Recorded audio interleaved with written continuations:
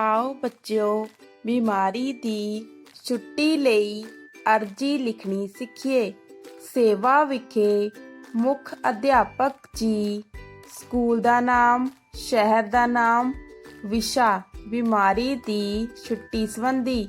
ਸ਼੍ਰੀਮਾਨ ਜੀ, ਬੇਨਤੀ ਹੈ ਕਿ ਮੈਂ ਆਪ ਜੀ ਦੇ ਸਕੂਲ ਵਿੱਚ 5ਵੀਂ ਕਲਾਸ ਦਾ ਵਿਦਿਆਰਥੀ ਹਾਂ।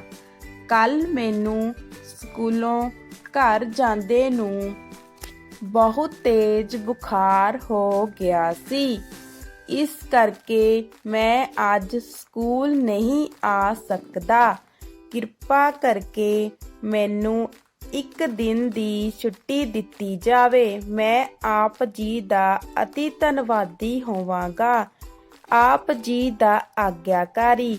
ਨਾਮ, ਜਮਾਤ, ਰੋਲ ਨੰਬਰ, ਸਾਈਟ ਤੇ